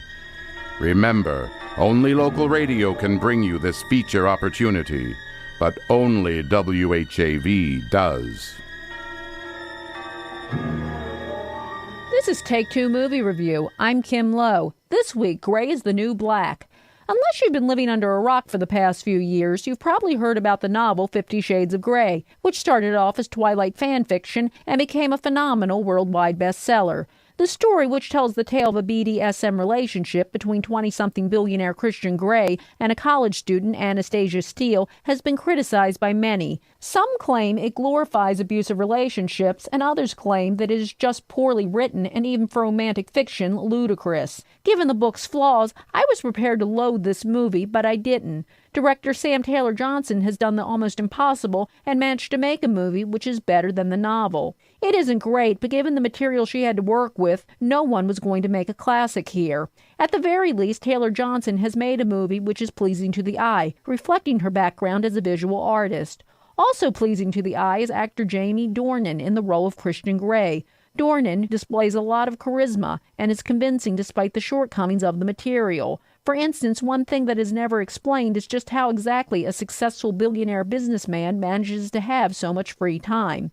While Dakota Johnson isn't nearly as good as Dornan, she nonetheless has an air of innocence that is perfect for that character. Plus, she actually looks like an average college student rather than a model playing a college student. Still, the main reason most will flock to this movie is for the notorious sex scenes that dominate the book. They are in here, but are surprisingly boring. Those looking for really steamy stuff best look elsewhere. However, for those wanting to see what all the hype is about, 50 Shades is worth a look. This has been Take Two Movie Review. I'm Kim Lowe. Catch up with us at TakeTwoMovieReview.com and follow us on Facebook and Twitter at Take2_Review.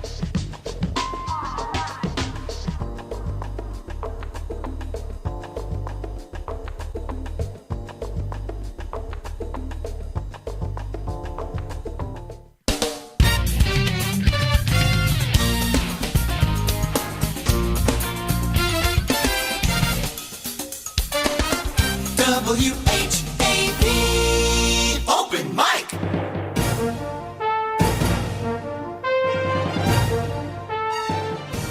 From the Edwin V. Johnson Newsroom, WHAV presents the Open Mic Show with Tim Coco. Make your voice heard.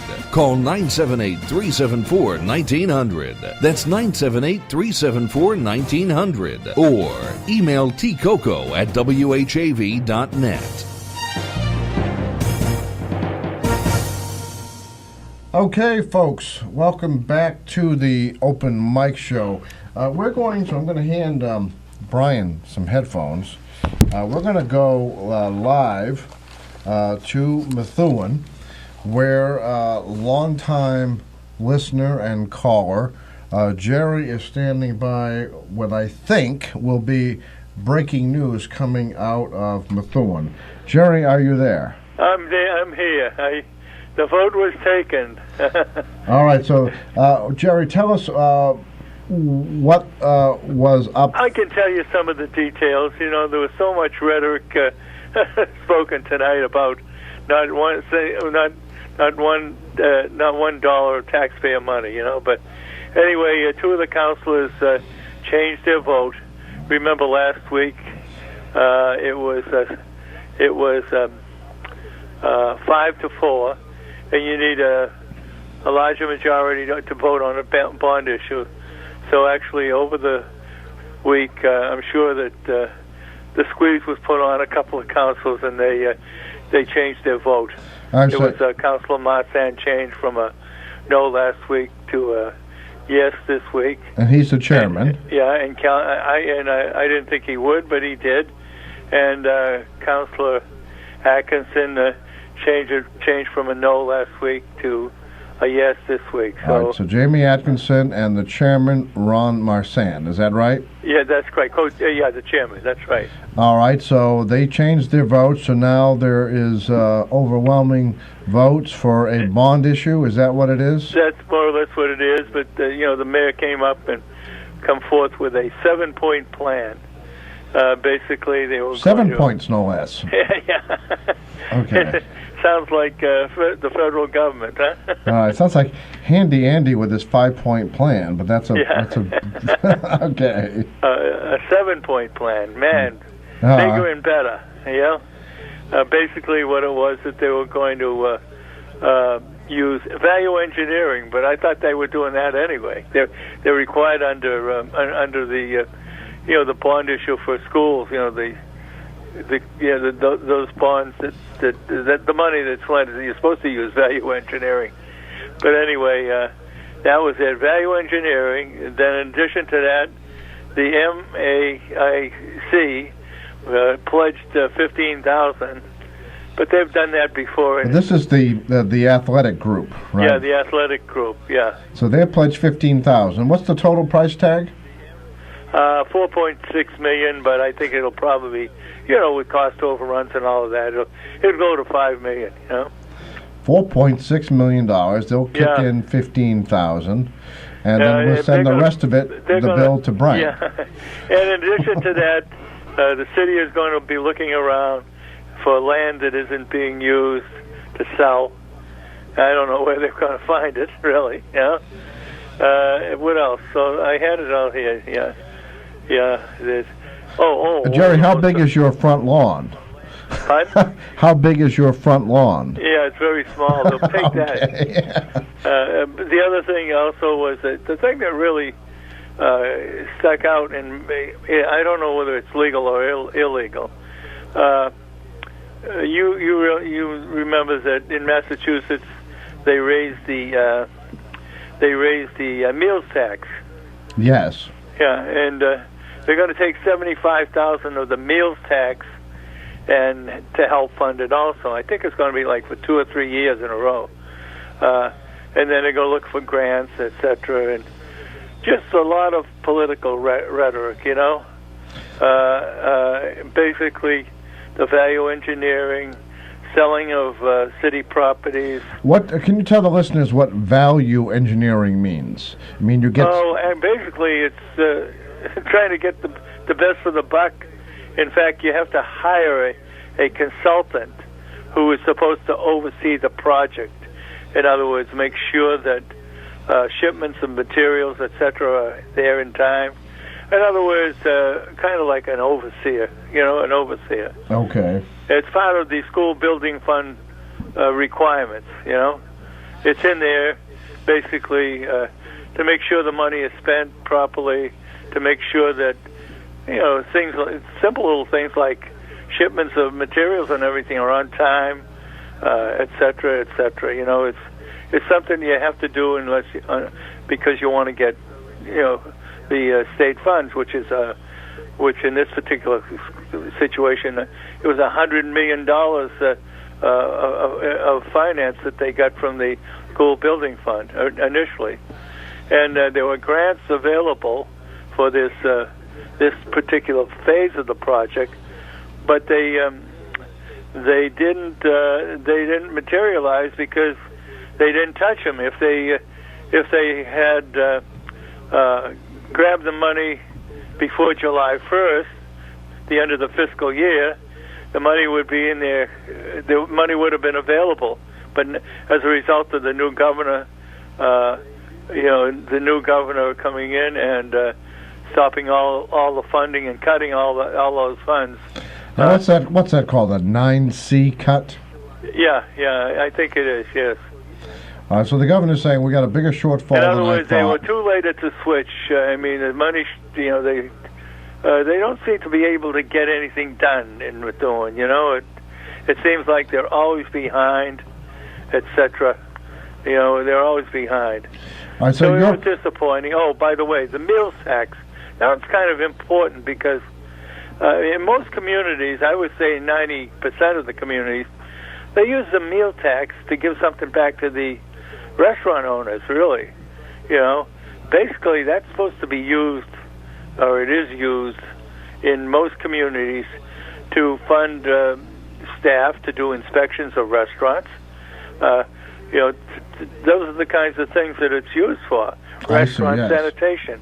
I can recall working with a fellow who did some restaurant sanitation in Andover, and basically it comprised of unannounced visits.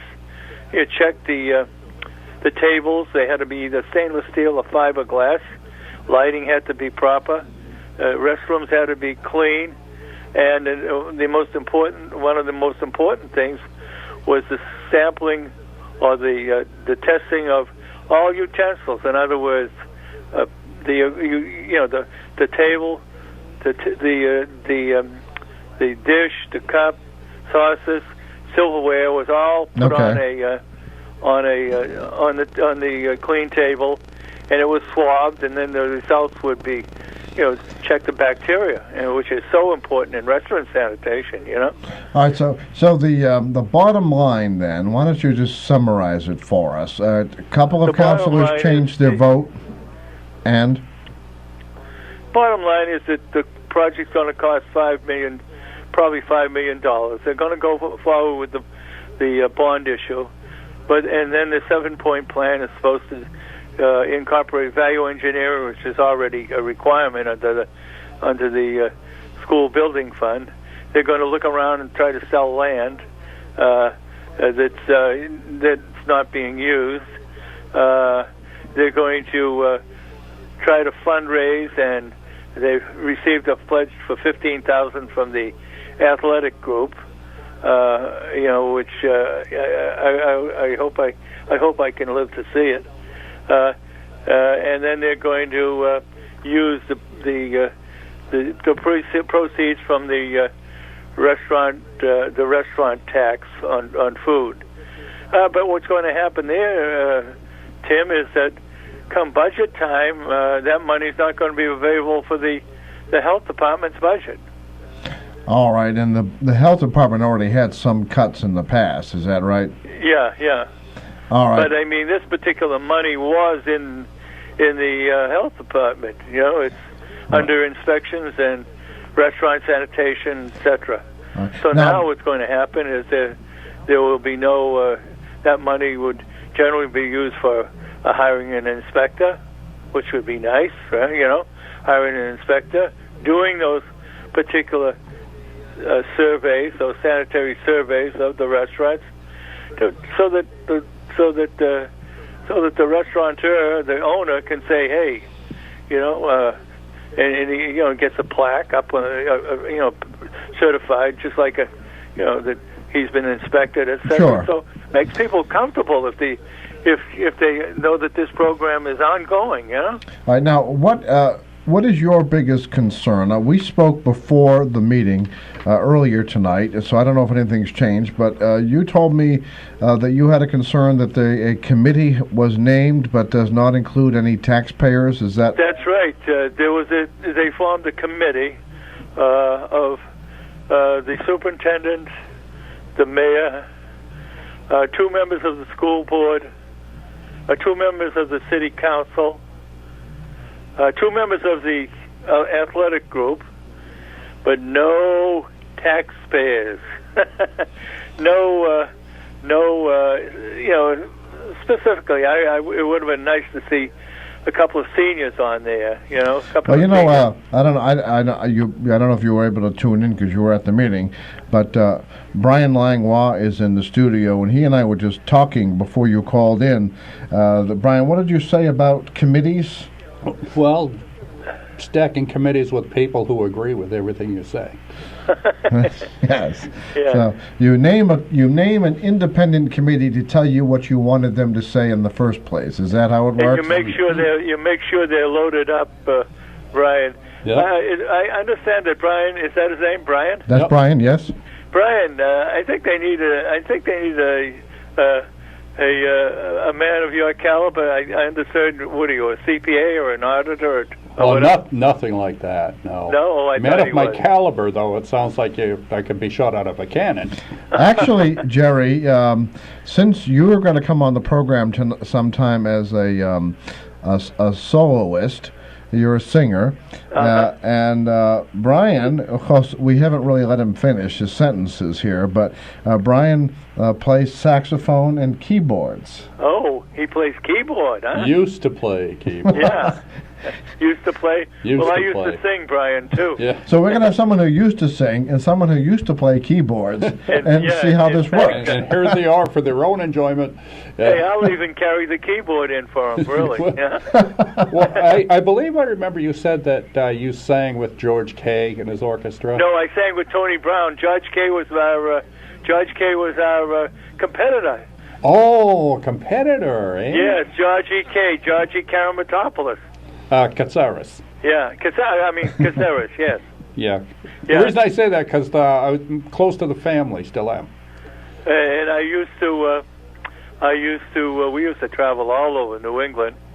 Oh, by the way, I wrote an Irish song which has received quite a lot of interest in Merrimack Valley. It's patented. I did what's called a poor men's patent, where you put it in a self-addressed envelope and send it certified mail. You know, first of all, you make some copies of it, though.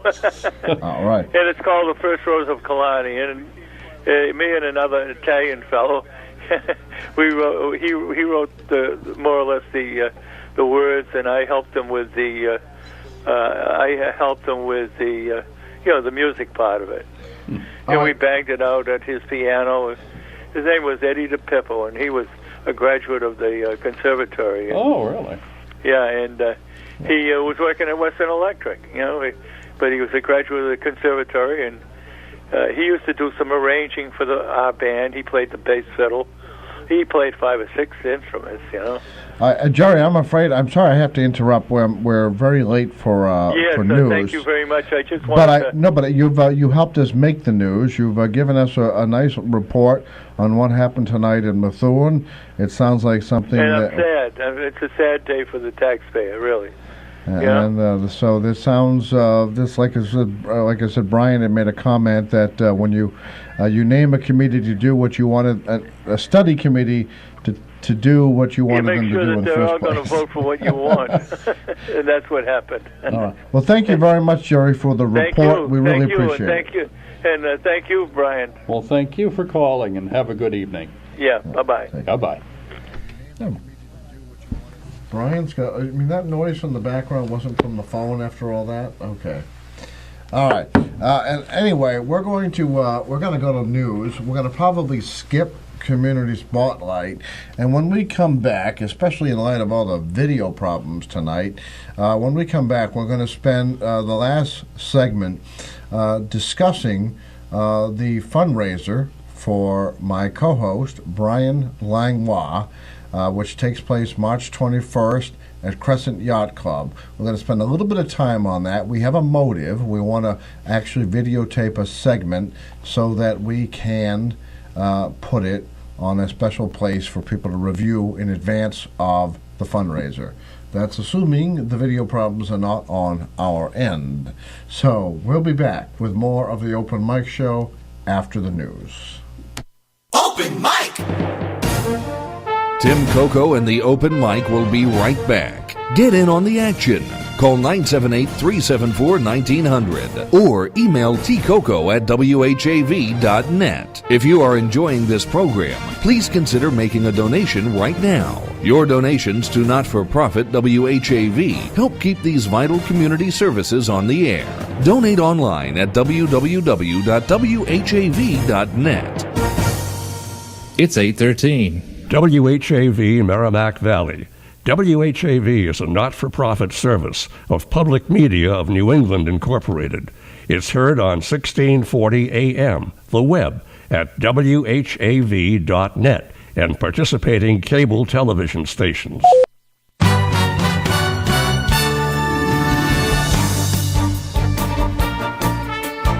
Here's what's happening in local news. A Haverhill man whose life savings was stolen last October appears tonight live on the Open Mic Show. Brian Langlois estimates he lost $30,000 in cash and bonds when a safe was taken from his home. Langlois' friends plan a fundraiser for him from 2 to 6 p.m. Saturday, March 21 at Crescent Yacht Club. Donations begin at $10. His wife of 37 years, Leslie, passed away in August. She was also blind and suffered from multiple sclerosis. Earlier last year, Haverhill Mayor James J. Fiorentini ordered Langlois' boyhood home at 36 School Street be demolished, even though the property was in the midst of being sold. As a result of the city's listing, he said at the time, the original sale fell through. He ultimately found a buyer, but the home was still demolished. Besides the March 21st fundraiser, donations may be made to the Brian Langlois Relief Fund at Haverhill Bank, 180 Merrimack Street, P.O. Box 1656, Haverhill, Massachusetts, 01831-2356. The Haverhill City Council is set to revisit a proposed home rule petition to state lawmakers for removing the position of Deputy Police Chief from civil service provisions. Under a recently executed agreement between the city and the Haverhill Police Superior Officers Union, a qualified candidate from within the department for the permanent post must have served at least 7 years in the rank of sergeant or above. All testing components for the position are determined exclusively by the city. Testing may be open to qualified candidates from outside the Haverhill force with the rank of captain or above for at least 3 years if there are fewer than 3 qualified in-house candidates. The successful candidate would serve under a minimum 3-year contract with the city. If a contract is not renewed, the position holder would have the option of returning to the prior civil service rank. Also, the agreement allows the city to appoint any superior officer as acting deputy chief until a permanent position is filled, as mentioned. If approved by the City Council, the home rule petition would be forwarded to state legislators for their approval before it could go into effect. The Haverhill City Council meets at 7 p.m. Tuesday in council chambers at Haverhill City Hall. Haverhill and other cities may be free to build their own broadband internet services for residents, the Federal Communications Commission ruled late last week. The action, now being opposed by some Republicans in Congress, would allow municipalities to directly compete with Comcast, Verizon, and other providers. Thursday's 3-2 vote involved petitions by Chattanooga, Tennessee, and Wilson, North Carolina. The municipal internet vote was largely overshadowed by the FCC's vote in favor of net neutrality. That ruling essentially blocks internet providers from selling faster internet access to some websites at the expense of others. Haverhill City Council has recently discussed the future of cable, internet, and satellite during a debate over Haverhill Community Television's ill-fated attempt to ban Stanley Colton from serving on its board. For more details, visit whav.net. In local high school sports, no scheduled team matches on Monday for either the Haverhill Hillies or the Whittier Tech Wildcats. Remember, WHAV is the only Haverhill-based news source, and it's always free. In the Edwin V. Johnson newsroom, this is Dana Esmail. From Feature Story News in Washington, I'm Rebecca Foster. Israeli Prime Minister Benjamin Netanyahu has said his upcoming address to the U.S. Congress is not designed to disrespect President Barack Obama. Mr. Netanyahu said the U.S.-Israel relationship is stronger than ever. Republican House Speaker John Boehner directly invited Mr. Netanyahu to address the legislature about nuclear negotiations with Iran without consulting President Obama, a highly unusual move that some viewed as a discourtesy to the president. Meanwhile, U.S. Secretary of State John Kerry has lashed out at the Human Rights Council over what he says is an obsession with Israel. In a speech at the UN Human Rights Agency, Kerry criticized the council for repeatedly singling Israel out over allegations of human rights abuses. Li Ling Tan reports from the UN headquarters in New York. Addressing the Human Rights Council in Geneva, the U.S. Secretary of State defended Israel over its human rights record. He urged the organization to end what he called an unfair and biased focus. No one in this room can deny that there is an unbalanced focus on one democratic country. No other nation has an entire agenda item set aside to deal with it. The UN Human Rights Council has, in the past decade, adopted resolutions on Israel, including over the country's human rights record and its settlement activity in the occupied territories. The White House has condemned the brutal murder of Russian opposition politician Boris Nemtsov. White House spokesman Josh Earnest called on the Kremlin to conduct a prompt, impartial, and transparent investigation into his death to bring his killer to justice. Mr. Earnest expressed the Obama administration's condolences on the loss of Mr. Nemtsov. Mr. Nemtsov was a tireless advocate for his country, an opponent of corruption, and an advocate for human rights and greater transparency. We offer our sincere condolences to Mr. Nemtsov's family and to the Russian people, who have lost one of the most dedicated and eloquent defenders of their rights. North Korea has fired 2 short-range ballistic missiles off its eastern coast, according to South Korean officials.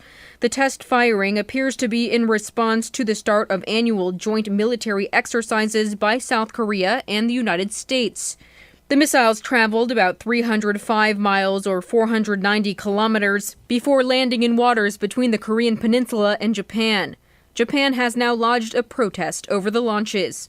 U.S. State Department Deputy Spokesperson Marie Harf is also concerned. If confirmed, which I can't do independently, such missile launches would represent a threat to regional peace and security and would be a violation of multiple UN Security Council resolutions, which have required North Korea to suspend all activities related to their ballistic missile program. From bureaus worldwide, this is FSN.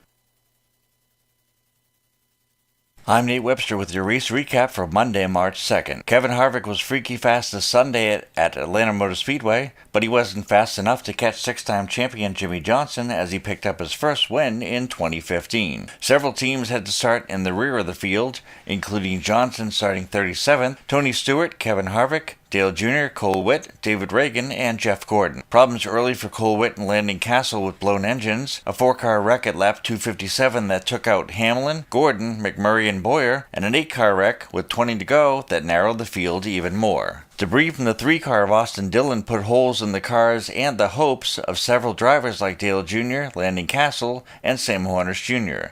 Even bits and pieces of Dillon's rear tires were caught up on the top of the catch fence. Drivers head to Las Vegas Motor Speedway in hopes of getting lucky and not busting at the third race of the year, the Cobalt Tools 400. Nate Webster, WHAV Sports. Wave weather. I'm WHAV meteorologist Gary Best with wave weather. Fair and colder for the Merrimack Valley through the night, 9 to 14 by morning. Sunshine followed by clouds on Tuesday and 25 to 30. Snow with a couple of inches of accumulation Tuesday night, going to mixed precipitation and eventually to some light rain or drizzle by morning. Temperatures in the 20s and rising overnight. Any lingering rain or drizzle ending Wednesday. High temperatures near 40. This is Gary Best. You're next to wave weather in 30 minutes. The Edwin V. Johnson Newsroom turns out local programs every day and night. Tune in for local news, community spotlight, and the open mic show. Only local radio can bring you local news, but only WHAV does. WHAV, Merrimack Valley, open mic.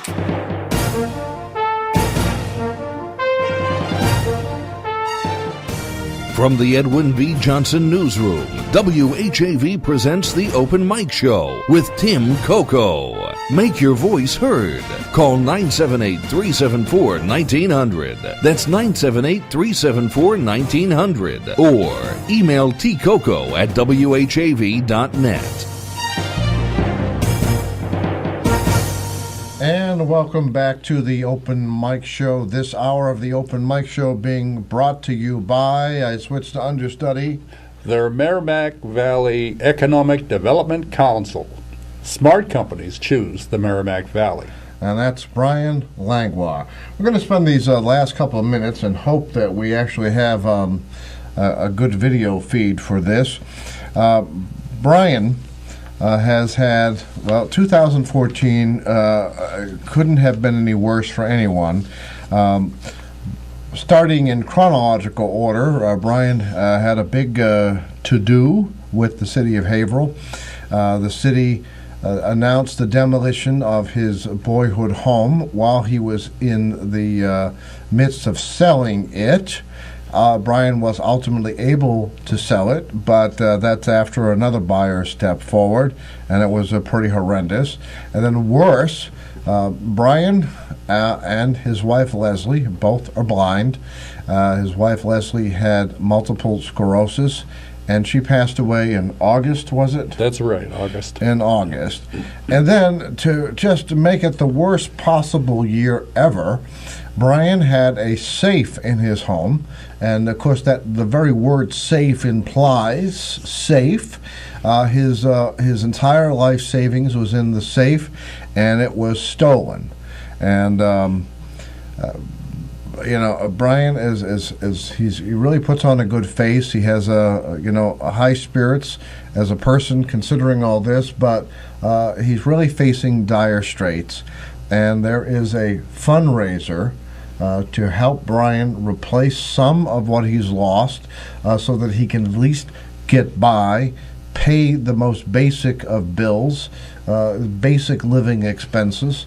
And so there is a fundraiser in his honor, March 21st, that's a Saturday, at Crescent Yacht Club from 2 to 6 p.m.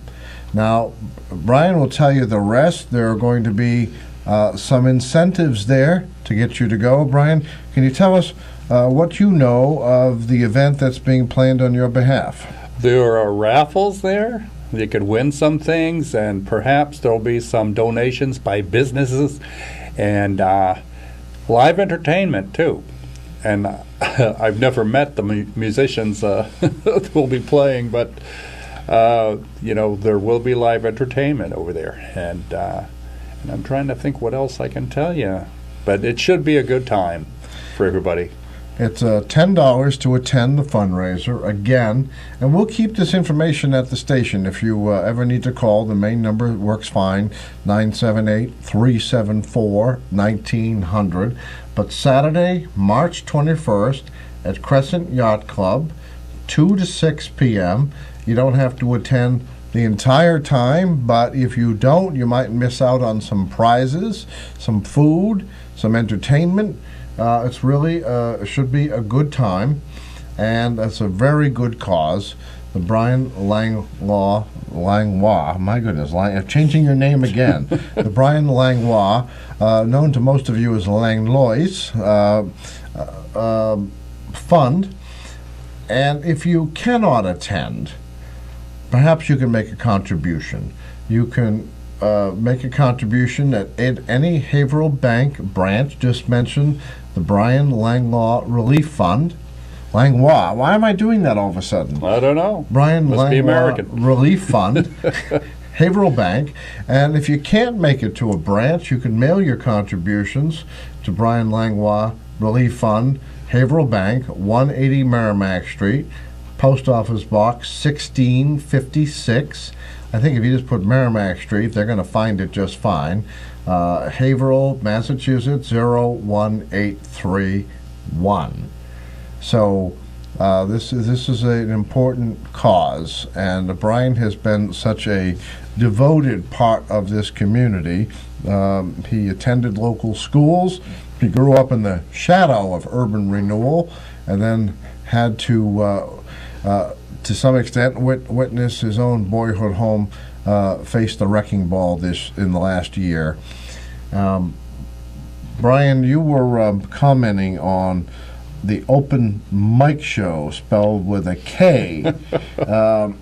What is your thought process there? My thought process is the abbreviated word for microphone, mic, is spelled M-I-C on all the control panels I've ever seen. Now, there's a story behind the story, and if you think about it, if you're a long-time listener, you've already figured it out.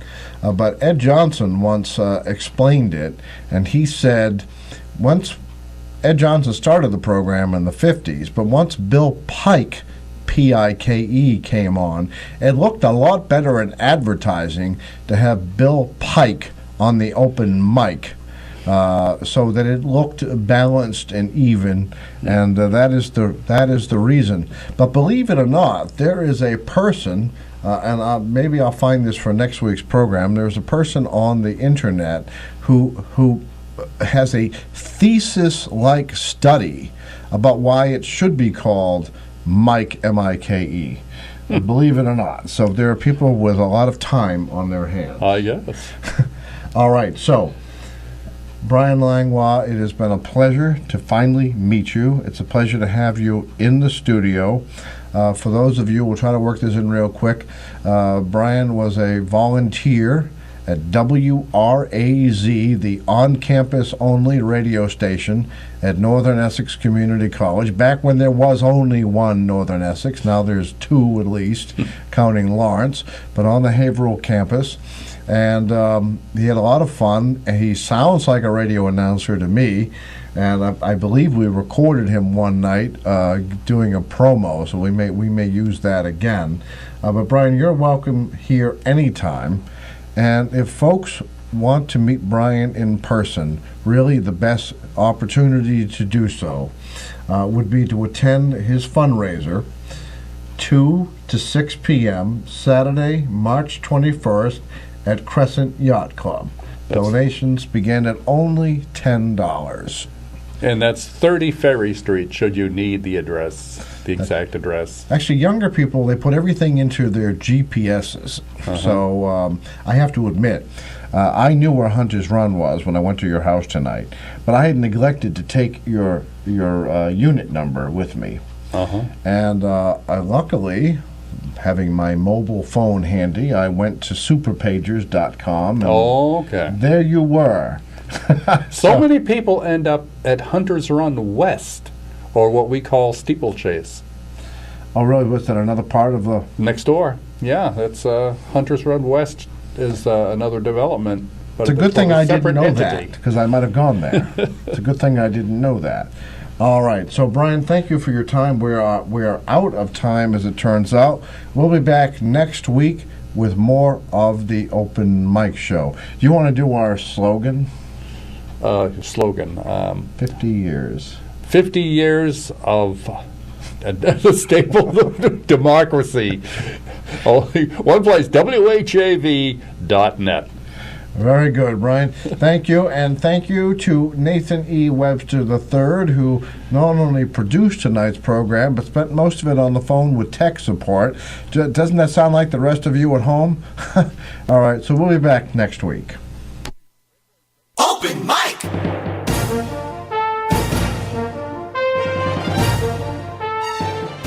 Join Tim Coco live on the Open Mic again next Monday night at 6:30. The opinions expressed on the Open Mic Show are not necessarily those of WHAV, its underwriters, or affiliated stations. The Open Mic Show came to you from the Edwin V. Johnson Newsroom.